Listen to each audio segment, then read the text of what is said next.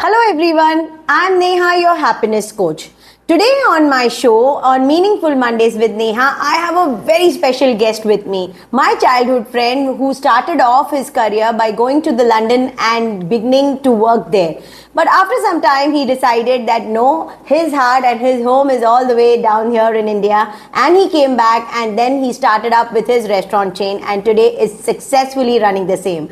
So I thought it will be a great idea for us to have a chat with him to understand what were his thoughts, what were his feelings, how he came back and what was the whole idea coming behind. Because a lot of us youngsters today, even today, we just want to run away from our country to make it big. But whereas the whole idea can be constructed here as well. So let's have a chat with him, let's talk to him and let's get to know his views, his point of view and how he's made this entire Rasoee restaurant chain work for him. Let's get started.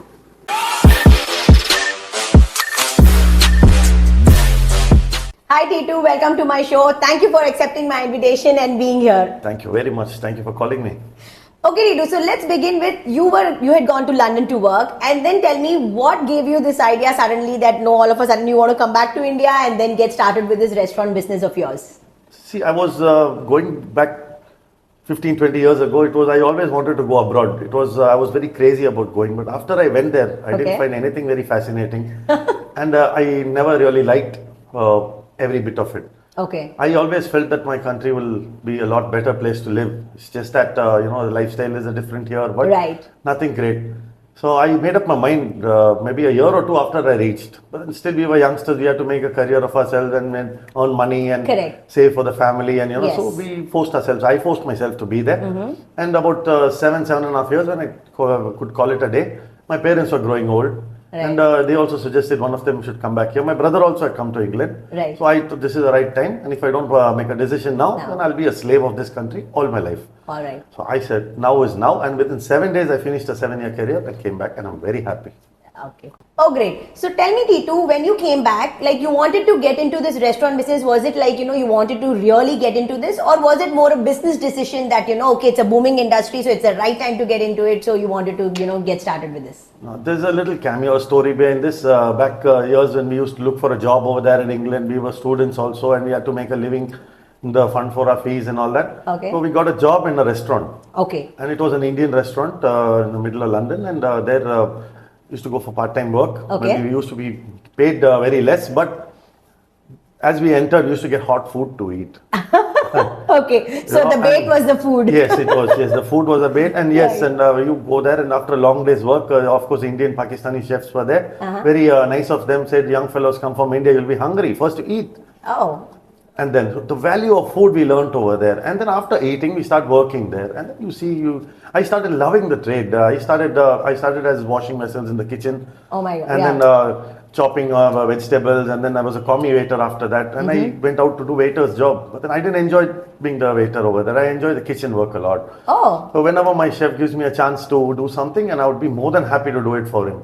So you kind of got it hands-on with cooking yourself. Yes. And I love to cook. And then after that, I go back home and I had a bunch of friends who never used to like cooking. I used to love cooking for them on a day off. All right. And then I just had the passion for food and I love to cook. I love to spend time in the kitchen even now. All right. So that's where you got your idea, okay, let's get started with a restaurant yes. here. We started in a very small way. Right. With like just selling snacks and all that. And slowly we grew by God's grace. Right. Wow. That's nothing like, learning actually hands-on and, getting into them.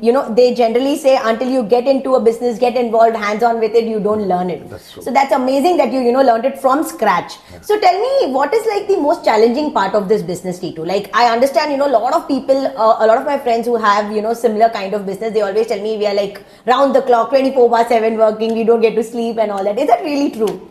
It is, in a way, it is true. Basically, it depends on how old your business is. Now, mine has been about 15 years. Right. So, before, in the beginning, you really nurture your business like a baby. You take care of it. Every customer is important and you don't know much yourself. Right. Everybody who's coming into it will have a different mindset. Correct. Everybody's taste is different, choice is different. Now, we cannot cater to everybody's taste and choice. So, we have to make a base model for ourselves, which over the years only you will learn. Till then, it's a bit of a runaround only. Okay. And then after a certain point of time when you and you know what the customers want. Right. Then you have to train your staff accordingly. True. And then challenges, every day could be a new challenge. Otherwise, it can go smooth. It just depends, like the sea. All of a sudden you have a tide which is, so you have some customer who had a tear up with his spouse or something, and they come and pick on us. Right. All this happened, and and a lot of things come. But challenge-wise, I think it's always been a manpower to handle manpower, because right. a lot of poaching happens. Oh. People come and they just say, what are you Right. earning? I'll give you more, and take them away. And a couple of years after, they come back to us. So a lot of things, and then that spoils the rhythm of the business. Correct. When the person's hand has changed, again we train somebody new. Right. So all that is only the challenge. And I'm sure that time when you are having shift change that happens, I'm sure you lose out also on a lot of customers, because the taste changes suddenly, and then people actually start complaining and all that. It does happen, yes, because our kitchens were like, you can see the staff. Right. So they'll be convinced it's the same boy there. But the day you have another staff standing over there, then sometimes this problem comes up. Has it ever happened, Titu, that you actually had to get into the kitchen because the person was not there cooking? It's a lot of times. It just happens all the time. I mean, all of a sudden you'll see me in Chinese department or packing up food, or at times you even have to wash vessels. It's part of the trade. No, it's hands-on, and when you're into your business, you're involved. It always works the best way. Yes. So that's amazing. That brings me to my next question, Titu. Tell me, any interesting anecdote or story that you've had that's interesting that you would like to share with all of us. See, that way there is plenty to say, but there's this once when we went for outdoor catering, and it was food for about 150 of them, and then we had a little bit of South Indian also, which I didn't want to take really, but we were forced by the client saying, no, we want to have hot vadas over there. All right. And somehow we just said, okay, let's do this, and I hired a person to do the vadas, because all my boys are North Indian, they know every part of North Indian cooking. None of us knew South Indian. Okay. Neither did I. So we went, and this was all the way in Tindivanam. Okay. We go over there in an open ground over there, and there's 150 people waiting for the food, and the person who had to make the vada did not turn up. Oh my God. I'm trying my luck, and there was this, you can't see on YouTube and make a vada. It's not that easy. So that art. So I was like troubled completely what to do now, and they're saying, what is this? What caterer you do? I want hot vada. Then we had to request one old lady who was there, one of their guests only. Oh! Auntie, see, we are in trouble like this. Oh my God. Can you just help us do the vadas? And she was more than happy. I always wanted to be in a hotel. I always want to have a hotel of my own. I will do the vadas for you. And she came and made nearly 200 vadas. She made that. Wow. That afternoon. And very sweet of her, And so like there's a lot of things happen. We see, not all the time we're perfect. Mistakes happen. Right. You can't blame the boys, because it's a meal. It's so many things put together. You get a meal on your table. But so she became like the Ma Annapurna for you the other day. She was a goddess that day. Right. Oh. Nice. So that's really interesting. I mean, I'm sure all of us would be surprised listening to something like this. But yes, it did happen, and happy to know that. Well, that brings me to my final question, Titu. Just like you, there are so many youngsters out there, so many, students who want to actually run abroad, make a career for themselves, have a living there. But as you rightly said, every time things might not be hunky-dory, and how you took a decision wisely, you wanted to come back to your country and, get started on your own, and, you've been doing extremely well. Today you have 4 chain of restaurants and all your business running, doing well, and all your hard work that is paying you off. So what would be that one thing that you would actually want to, go tell all the youngsters out there who actually look to do something similar, and, what would be your advice to them? I would say that, people hesitate a lot. They think a lot to make a decision. Right. And you cannot just keep thinking, and then just time just goes, and then it'll be too late when you make that decision. I think that if I'm a business person, I've been lucky. Hard work is important, but it is equally enough. You need to have some luck and some God's grace also on you. True. And till you don't try it, you will not know whether you are going to. So you have to try. People don't try. They just give up, and there's no, I'm happy with what I'm doing. It's not about you being happy. It's about you can do better. You can keep more people happy. See, like giving a person employment is a blessing on its own. His family, then you say roughly we got 40-45 people working for us.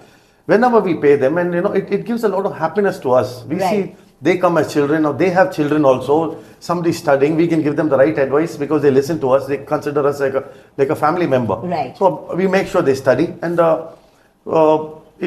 I think you should just decide. Just don't This is Don't one back very off. good point actually that you mentioned, Titu. Today, as you rightly said, a lot of youngsters, they don't want to take a call for themselves. They find it difficult to decide. And I think the risk-taking factor is what people are scared of. They're missing out on. You also, I'm sure even you would have had the apprehension when you started way back 15 years ago that, taking up this business. But it could have bombed. But then the point was you were ready to take that risk. Yes, you were ready to put in your 100% and give it a shot. So I think very nicely said as, that it is important that we give it a try. We did have kickbacks, not that we are successful without getting a beating. There have been days when I couldn't pay my staff for 6 months. All right. But the staff support was also there because they know somewhere we are failing. Like Corona came in between, it was a big blow to the business. Right. But still, we could somehow manage and gather ourselves, put together. If we just give up, then we would have been over there. But coming back, the idea is to be that persistent and have that confidence in yourself that no, this can happen and we have to make it happen. Yes. Right.